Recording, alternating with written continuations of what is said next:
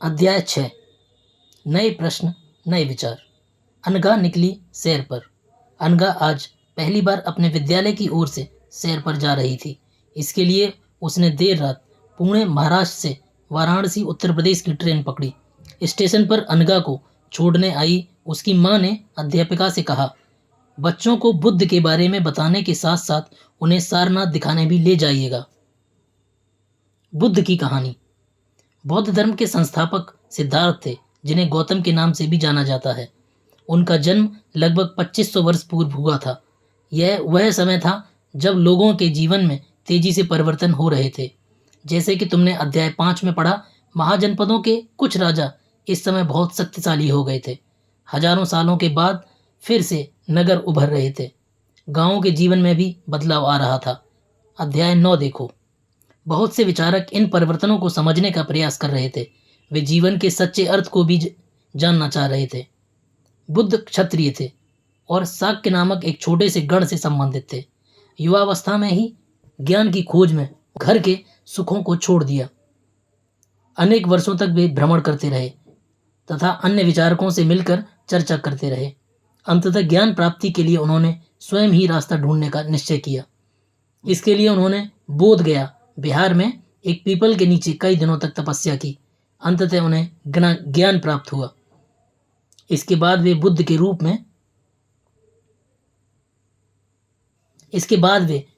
रूप में जाने गए। यहाँ से वे वाराणसी के निकट स्थित सारनाथ गए, जहाँ उन्होंने पहली बार उपदेश दिया। कुशीनारा में मृत्यु से पहले का शेष जीवन उन्होंने पैदल ही एक स्थान से दूसरे स्थान की यात्रा करने और लोगों को शिक्षा देने में व्यतीत किया।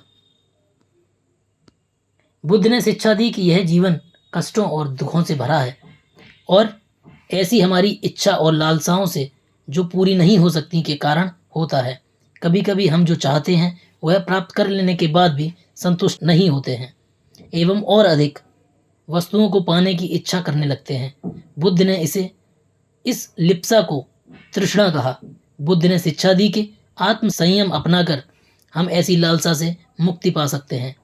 उन्होंने लोगों को दयालु होने तथा मनुष्यों के साथ साथ जानवरों के जीवन का भी आदर करने की शिक्षा दी। वे मानते हैं कि हमारे कर्मों के परिणाम, चाहे वे अच्छे हों या बुरे, हमारे वर्तमान जीवन के साथ साथ बाद के जीवन को भी प्रभावित करते हैं। बुद्ध ने अपनी शिक्षा सामान्य लोगों की प्राकृत भाषा में दी। इससे सामान्य लोग भी उनके संदेश को समझ सके।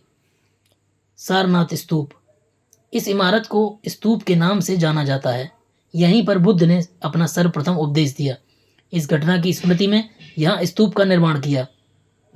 अध्याय 10 में तुम इन स्तूपों के बारे में और अधिक पढ़ोगे।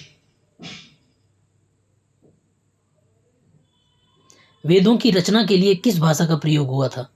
बुद्ध ने कहा कि लोग किसी शिक्षा को केवल इसलिए नहीं स्वीकार करें कि वह उनका उपदेश है, बल्कि वे इस अपने विवेक से मापें। आओ देखें उन्होंने ऐसा किस प्रकार किया।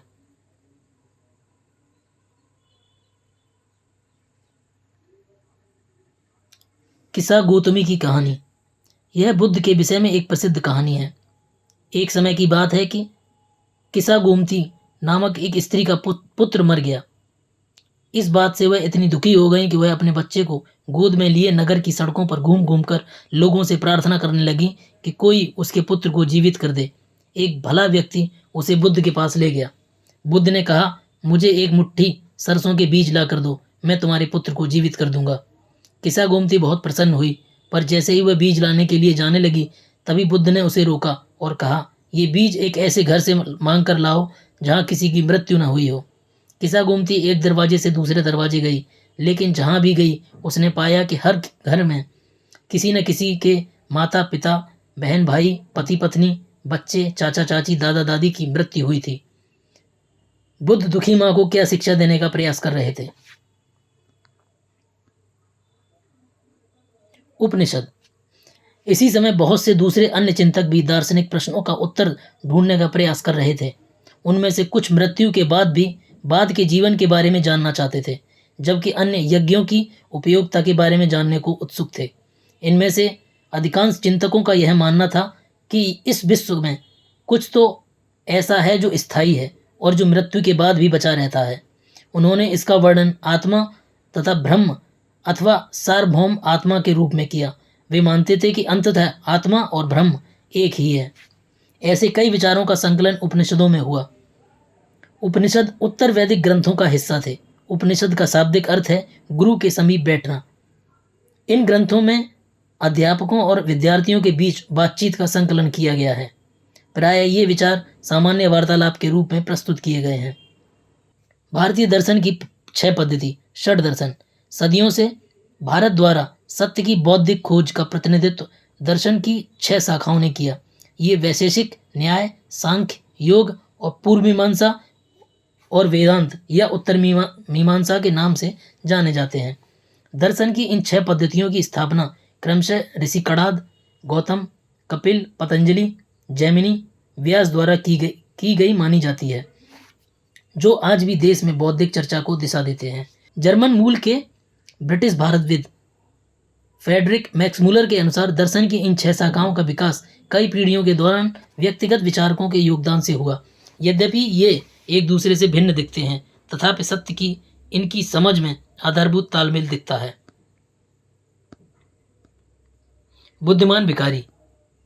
यह 6 वार्तालाप छांदोग्य उपनिषद नामक प्रसिद्ध उपनिषद की एक कहानी पर आधारित है। शौनक एवं अभिप्रतारिण नामक 2 ऋषि सार्वभौम आत्मा की उपासना करते थे।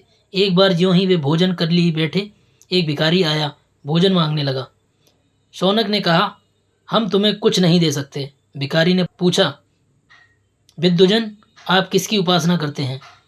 अभिप्रतारिण ने कहा, सार्वभौम आत्मा की।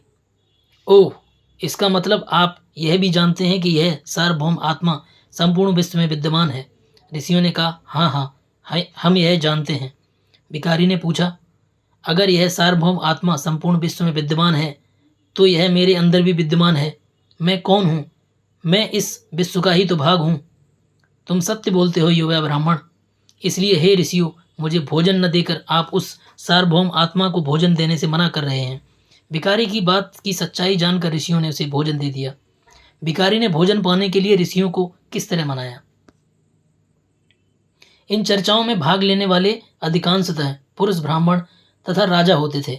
कभी कभी गार्गी, अपाला, घोषा, मैत्रेयी जैसी स्त्री विचारकों का भी उल्लेख मिलता है, जो अपनी विद्वता के लिए जानी जाती थी और वाद विवाद में भाग लिया करती थी। निर्धन व्यक्ति इस तरह के वाद विवाद में बहुत ही कम हिस्सा लेते थे। इस तरह का एक प्रसिद्ध अपवाद सत्यकाम जाबाल का है। सत्यकाम जाबाल का नाम उसकी दासी माँ के नाम पर पड़ा। सत्यकाम के मन में सत्य जानने की तीव्र जिज्ञासा उत्पन्न हुई। गौतम नामक एक ब्राह्मण ने उसे अपने विद्यार्थी के रूप में स्वीकार किया तथा वह अपने समय के सर्वाधिक प्रसिद्ध विचारकों में से एक बन गए। उपनिषदों के कई विचारों का विकास बाद में प्रसिद्ध विचारक शंकराचार्य के द्वारा किया गया, जिनके बारे में तुम कक्षा 7 में पढ़ोगी। व्याकरणविद पाणिनि।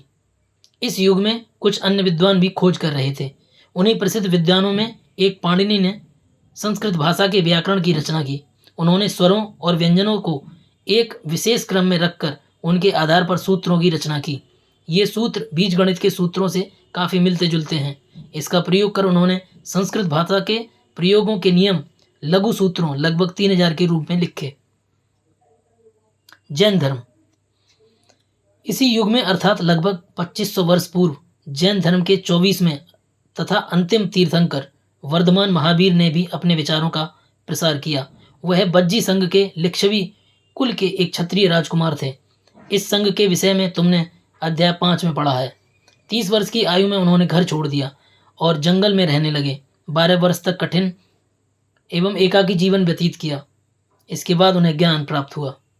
उनकी शिक्षा सरल थी। सत्य जानने की इच्छा रखने वाले प्रत्येक स्त्री व पुरुष को अपना घर छोड़ देना चाहिए।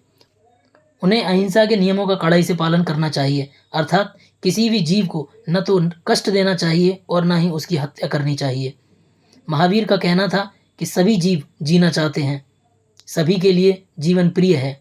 महावीर ने अपनी शिक्षा प्राकृत में दी। यही कारण है कि जनसाधारण भी उनके और उनके अनुयायियों की शिक्षा को समझ सके। देश के अलग अलग हिस्सों में प्राकृत के अलग अलग रूप प्रचलित थे। प्रचलन क्षेत्र के आधार पर ही उनके अलग अलग नाम थे। जैसे मगध में बोली जाने वाली प्राकृत मागधी कहलाती है। जैन नाम से जाने गए महावीर के अनुयायियों को भोजन के लिए भिक्षा मांगकर सादा जीवन बिताना होता था। उन्हें पूरी तरह से ईमानदार होना पड़ता था तथा चोरी न करने की सख्त हिदायत थी। उन्हें ब्रह्मचर्य का पालन करना होता था। पुरुषों को वस्त्रों सहित सब कुछ त्याग देना पड़ता था। अधिकांश व्यक्तियों के लिए ऐसे कड़े नियमों का पालन करना बहुत कठिन था। फिर भी हजारों व्यक्तियों ने इस नई जीवन शैली को जानने और सीखने के लिए अपने घरों को छोड़ दिया। कई अपने घरों पर ही रहे और भिक्षु भिक्षुणी बने लोगों को भोजन प्रदान कर उनकी सहायता करते रहे। मुख्यतः व्यापारियों ने जैन धर्म का समर्थन किया। किसानों के लिए इन नियमों का पालन अत्यंत कठिन था, क्योंकि फसल की रक्षा के लिए उन्हें कीड़े मकोड़ों को मारना पड़ता था। बाद की सदियों में जैन धर्म उत्तर भारत के कई हिस्सों के साथ साथ गुजरात, तमिलनाडु, कर्नाटक में भी फैल गया।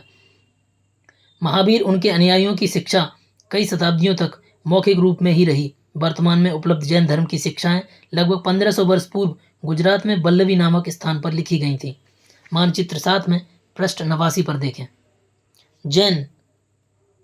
जैन धर्म जिन शब्द से निकला है, जिसका अर्थ है विजेता। महावीर के लिए जिन शब्द का प्रयोग क्यों हुआ? संघ। महावीर तथा बुद्ध दोनों का ही मानना था कि घर का त्याग करने पर ही सच्चे ज्ञान की प्राप्ति हो सकती है। ऐसे लोगों के लिए उन्होंने संघ नामक संगठन बनाया, जहां घर का त्याग करने वाले लोग एक साथ रह सकें। संघ में रहने वाले बौद्ध भिक्षुओं के लिए बनाए गए नियम विनय पिटक नामक ग्रंथ में मिलते हैं। विनय पिटक से हमें पता चलता है कि संघ में पुरुषों और स्त्रियों के लिए रहने की अलग अलग व्यवस्था थी। सभी व्यक्ति संघ में प्रवेश ले सकते थे। हालांकि संघ में प्रवेश के लिए बच्चों को अपने माता पिता से, दासों को अपने स्वामी से, राजा के यहाँ काम करने वाले लोगों को राजा से तथा कर्जदारों को अपने देनदारों से अनुमति लेनी होती थी। एक स्त्री को इसके लिए अपने पति से अनुमति लेनी होती थी। संघ में प्रवेश लेने वाले स्त्री पुरुष बहुत सादा जीवन व्यतीत करते थे। वे अपना अधिकांश समय ध्यान करने में बिताते थे और दिन के एक निश्चित समय में वे शहरों और गांवों में जाकर भिक्षा मांगते थे। यही कारण है कि उन्हें भिक्षु तथा भिक्षुणी, साधु के लिए प्राकृत शब्द कहा गया। वे आम लोगों को शिक्षा देते थे और साथ ही एक दूसरे की सहायता भी करते थे। किसी तरह की आपसी लड़ाई का निपटारा करने के लिए वे प्राय बैठकें भी लिया करते थे। संघ में प्रवेश करने वालों में ब्राह्मण, क्षत्रिय, व्यापारी, मजदूर, नाई, गणकाएं तथा दास शामिल थे। इनमें से कई लोगों ने बुद्ध की शिक्षाओं के विषय में लिखा। कुछ लोगों ने संघ में अपने जीवन के विषय में सुंदर कविताओं की रचना की। पिछले अध्याय में वर्णित संघ और इस अध्याय में वर्णित संघ के बीच दो भिन्नताओं को बताइए। क्या इनमें कोई समानताएं दिखती हैं? विहार। जैन तथा बौद्ध भिक्षु पूरे साल एक स्थान से दूसरे स्थान पर घूमते हुए उपदेश दिया करते थे। केवल वर्षा ऋतु में जब यात्रा करना कठिन हो जाता था तो वे एक स्थान पर ही निवास करते थे। ऐसे समय में अपने अनुयायियों द्वारा उद्यानों में बनवाए गए अस्थायी निवास में अथवा पहाड़ी क्षेत्रों की प्राकृतिक गुफाओं में रहते थे। जैसे जैसे समय बीतता गया, भिक्षु भिक्षुणियों ने स्वयं और उनके समर्थकों ने अधिक स्थायी शरण स्थलों की आवश्यकता का अनुभव किया। तब कई शरण स्थल बनाए गए जिन्हें विहार कहा गया। आरंभिक विहार, ये आप चित्र देख सकते हैं। पहाड़ी को काटकर बनाई गई एक गुफा। यह कार्ले वर्तमान में महाराष्ट्र में स्थित एक गुफा है। भिक्षु भिक्षुणी इन शरण स्थलों में रहकर ध्यान किया करते थे। आरंभिक विहार लकड़ी के बनाए गए तथा बाद में इनके निर्माण में ईंटों का प्रयोग होने लगा। पश्चिमी भारत में विशेषकर कुछ विहार पहाड़ियों को खोदकर बनाए गए।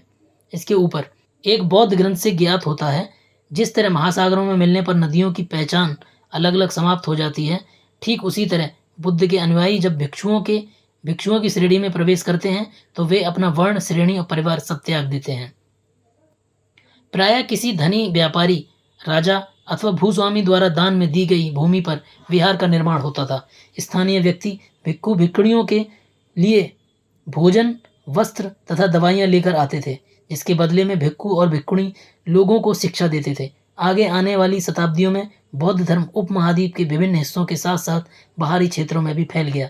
इस समय बौद्ध धर्म की एक नई धारा महायान का विकास हुआ। इसकी दो मुख्य विशेषताएं थीं। पहले, मूर्तियों में बुद्ध की उपस्थिति सिर्फ कुछ संकेतों के माध्यम से दर्शाई जाती थी। मिसाल के तौर पर उनकी निर्माण को प्राप्ति पीपल के पेड़ की मूर्ति द्वारा दर्शाया जाता था। अब बुद्ध की प्रतिमाएं बनाई जाने लगीं। इनमें से अधिकांश मथुरा में तो कुछ तक्षशिला में बनाई जाने लगीं। दूसरा, परिवर्तन बोधिसत्व में आस्था को लेकर आया। बोधिसत्व उन्हें कहते हैं जो ज्ञान प्राप्ति के बाद एकांतवास करते हुए ध्यान साधना कर सकते थे, लेकिन ऐसा करने के बजाय वे लोगों को शिक्षा देने और मदद करने के लिए सांसारिक परिवेश में ही रहना ठीक समझने लगे। धीरे धीरे बोधिसत्व की पूजा काफ़ी लोकप्रिय हो गई और पूरे मध्य एशिया, चीन और बाद में कोरिया तथा जापान तक फैल गई। बौद्ध धर्म का प्रसार पश्चिमी तथा दक्षिणी भारत में हुआ, जहां बौद्ध भिक्षुओं के रहने के लिए पहाड़ों में दर्जनों गुफाएं खोदी गईं। बौद्ध धर्म दक्षिण पूर्व की ओर श्रीलंका, म्यांमार, थाईलैंड, इंडोनेशिया सहित दक्षिण पूर्व एशिया के अन्य भागों में भी फैला। थेरवाद नामक बौद्ध धर्म का आरंभिक रूप इन क्षेत्रों में कहीं अधिक प्रचलित था। तीर्थयात्री वे स्त्री पुरुष होते हैं जो प्रार्थना के लिए पवित्र स्थानों की यात्रा किया करते हैं। इस तरह भारत की यात्रा पर आया चीनी बौद्ध तीर्थयात्री फासियन काफ़ी प्रसिद्ध है। वह करीब 1600 साल पहले आया था। वेनसांग 1400 साल पहले भारत आया और उसके करीब 50 साल बाद इत्सिंग आया। वे सभी बुद्ध के जीवन से जुड़ी जगहों और प्रसिद्ध मठों को देखने के लिए भारत आए। इनमें से प्रत्येक तीर्थयात्री ने अपनी यात्रा का वर्णन लिखा। इन्होंने अपनी यात्रा के दौरान आई मुश्किलों के बारे में भी लिखा। इन यात्राओं में कई वर्ष लग जाया करते थे। जिन देशों और मठों को उन्होंने देखा उसके बारे में उन्होंने लिखा। उन किताबों के बारे में भी लिखा जिन्हें वे अपने साथ ले गए। नालंदा शिक्षा का एक विशिष्ट केंद्र। वेनसांग और अन्य तीर्थयात्रियों ने उस समय के सबसे प्रसिद्ध बौद्ध विद्या केंद्र नालंदा में अध्ययन किया। उन्होंने नालंदा के बारे में इस प्रकार लिखा कि यहाँ के शिक्षक योग्यता और बुद्धि में सबसे आगे हैं। बुद्ध के उपदेशों का वह पूरी ईमानदारी से पालन करते हैं। मठ के नियम काफ़ी सख्त हैं जिन्हें सबको मानना पड़ता है। पूरे दिन वाद विवाद चलते ही रहते हैं, जिससे युवा और वृद्ध ही एक दूसरे की मदद करते हैं। विभिन्न शहरों से विद्वान लोग अपनी शंकाएं दूर करने यहाँ आते हैं। नए आगंतुकों से पहले द्वारपाल ही कठिन प्रश्न पूछते हैं। उन्हें अंदर जाने की अनुमति तभी मिलती है जब वे द्वारपाल को सही उत्तर दे पाते हैं। 10 में से 7-8 सही उत्तर नहीं दे पाते हैं। वेनसांग नालंदा में क्यों पढ़ना चाहता था? कारण बताओ। जीवन के चरण। आश्रम शब्द का तात्पर्य जीवन के एक चरण से है। ब्रह्मचर्य, गृहस्थ, वानप्रस्थ तथा संन्यास नामक 4 आश्रमों की व्यवस्था की गई है। ब्रह्मचर्य के अंतर्गत ब्राह्मण, क्षत्रिय, वैश्य से यह अपेक्षा की जाती है कि इस चरण के दौरान वे सादा जीवन बिताकर वेदों का अध्ययन करेंगे। गृहस्थ आश्रम के अंतर्गत उन्हें विवाह कर एक गृहस्थ के रूप में रहना होता था। वानप्रस्थ के अंतर्गत उन्हें जंगल में रहकर साधना करनी होती थी। अंततः उन्हें सब कुछ त्याग कर सन्यासी बन जाना था। आश्रम व्यवस्था ने लोगों को अपने जीवन का कुछ हिस्सा ध्यान में लगाने पर बल दिया। संघ के जीवन से आश्रमों की यह व्यवस्था किस तरह भिन्न थी? कुछ महत्वपूर्ण तिथियां। उपनिषदों के विचारक जैन तथा महावीर लगभग 2500 वर्ष पूर्व। जैन ग्रंथों का लेखन लगभग 1500 वर्ष पूर्व।